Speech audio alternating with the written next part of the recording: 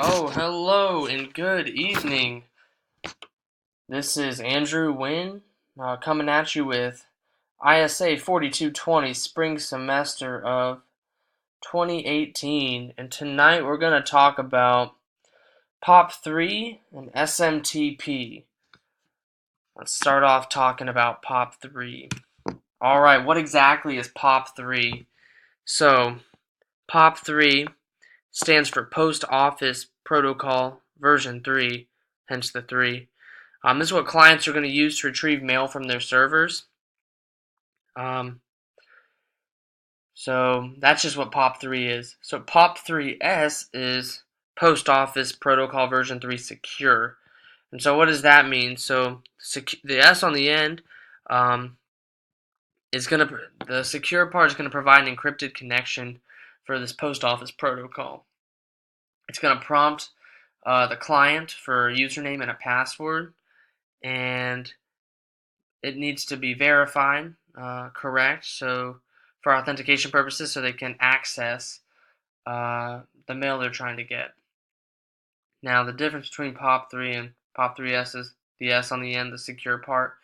But yeah, so POP3 is not offered in Windows, but POP3 is offered in Linux. And so an application that I found that to use is called Dovecot.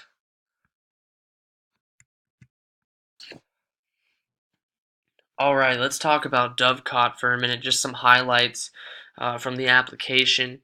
So right now, Dovecot is the highest performing IMAP server, while still supporting the standard Mbox and mail directory formats. These mailboxes are transparently indexed. It gives Dovecot good performance while still providing full capability and handling tools for the users. It's Dovecot standard compliant. It's passed all the IMAP server standard compliancy test, while most other servers fail to pass them. So that's a huge plus when using Dovecot. Self-optimizing. It gives exactly what the user wants, what it needs. Nothing more, nothing less. It's also self-healing. So the application tries to fix problems that it starts to notice by itself. It's kind of like AI. It's crazy. So things that might try to fix are broken index files, just repairing those so the user can go in and open them in case they need to.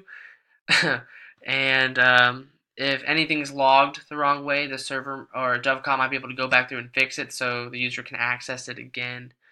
These are just a couple of the highlights of the many that Dovecot have, but let's just talk about some hardening recommendations for it. So, hardening Dovecot. What I found on the internet was when you download Dovecot, it's SMTP. To make this secure, I think you need to put SMTP. Sorry, words are tough. You need to put SMTPS on there. So you need to make it secure. You want to make sure the connection is strong, that it's just the user accessing the information, no third parties, there's no man in the middle. This command I have posted below, it's basically just a way for a user to download and to apply an SSL encryption. You need to go into the SSL cipher. That is a code that I found online that you can put in, and it can help you put your SSL encryption on there.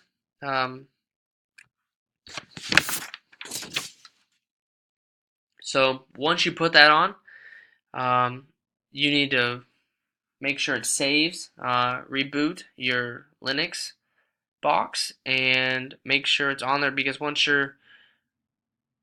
you have that Dovecot with that SSL encryption, it's just going to make your connection stronger and just less vulnerable to an attack occurring. But yes, I forgot. I struggle with short-term memory. But test it. You need to test it when you apply this SSL, just to make sure it's just not a file you saved. It's actually the rule is actually being applied. So moving on in this educational lesson, we're going to talk about SMTP. So what is SMTP? It's It stands for Simple Mail Transfer Protocol. It's mostly used for sending out email. Um, it's also used for like relaying and forwarding mail messages from another one server to another. Um,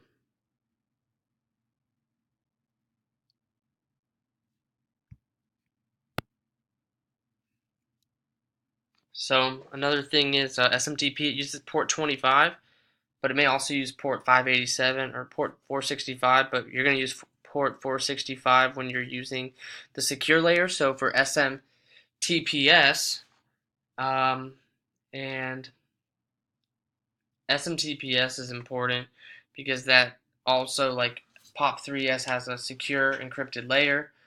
Um, but you need to use, so there's two different ways to use SMTPS. We can use that in Windows, and we'll be using I'll be talking about IIS 6.0, and we'll also be talking about postfix, which is in Linux, and then some hardening techniques. So let's move on. So SMTPS and IIS 6.0. So this is gonna be on your Windows box. You need to install it. So you install it by going to your control panel. That's where everything's gonna start. You click on the start menu. Um, Click application server, and then go to subcomponents, and then click on your IIS box. Um, and then you're going to click next, and you're going to go through the install path that it prompts you, and click finish. Now, don't be mistaken. Just because you installed it on your system does not mean you've configured it. So you can install anything on your computer, but if you don't configure it, you can't use it. So you need to open it. You need to open up your IIS manager, um, get into your administrative tools, um, and go through and um, configure SMTPS so you can access it in your home directory, that it's working and flowing with everything else. And yeah, so those are just a couple of things. SMTPS, it's pretty self-explanatory. It's just encrypting mail. So this is for the Windows server. Um, let's talk about the Linux. So in Linux, you're going to use an application called Postfix. Um, it's going to be the same as IIS 6.0 in Windows, just for Linux.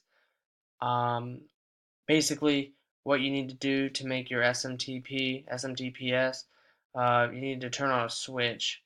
Um, you need to have TLS encryption on this box. So by default, when you download Postfix, it's going to be just SMTP server.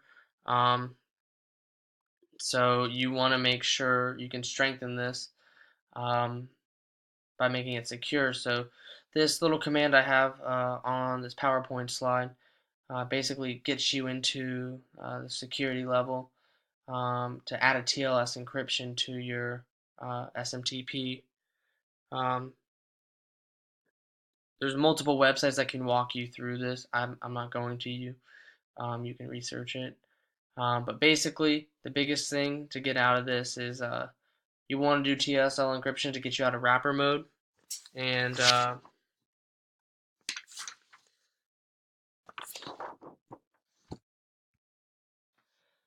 yeah, and you want to get out of wrapper mode because after you enable TLS, you want to make sure you use the command start TLS, because when you use wrapper mode, sometimes TLS can sometimes be like the non-standard. Instead of announcing, or when you have your startup on your box, sometimes your SMTPS doesn't turn on until the client requests it, and you want to have this starting from the beginning of when you boot your box up. And so enabling start TLS will help strengthen, or not help strengthen, sorry, will help start SMTPS from the beginning instead of you having to request it every time that you access it. All right, let's talk about some hardening techniques to make SMTPS work on both your Linux and your Windows box. So, the first thing that I really recommend is just restrict submissions. Um, so you want to restrict who can send email messages to individual users or a distribution list. Restricting submissions on a distribution list prevents non-trusted senders, such as unauthorized internet users, from sending mail to an internal distribution list. Um, you want to digitally sign and encrypt your email. Um, this helps prevent anyone from intercepting and reading your email and make sure it's only opened by the person you sent the message to, which is huge in a corporation. You don't want someone in the lower end of the totem pole sending malicious email to your CEO and then opening it and then it can just destroy the system. Um, so that's why you want to have education techniques. Um, you want to have a program maybe offered, just enlightening all the employees uh, in your corporation about opening email attachments. If you get an email from someone you don't know, um, spam email, um, you could potentially a hacker gain access to your address list, and it could be a pretty big threat. Another hardening technique would be backing up your servers periodically. You always want to have a backup of your files because if a disaster happens, you need to be ready. You need to be ready to act. You don't need to be worried about if stuff is going to be lost or saved because you already have it backed up. Um, Something I thought was cool online was they gave the suggestion of deploying a front end user on your DMZ. Um, Close the unused ports in the DMZ. A couple ports that people really use are SMTP 25, HTTP 80, POP3 110. I would close all those ports and I would make them all encrypted. So I would do SMTPS. I think it's what is it 443? No, I use HTTP 443. SMTP. I think it was 587. And make sure you can make all of your ports secure just to help reduce risk within your organization. I think that's huge. Um,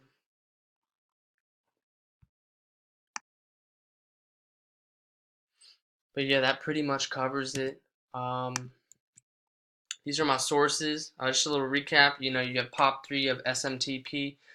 You want to make both of those secure, so you want to do POP3S and SMTPS.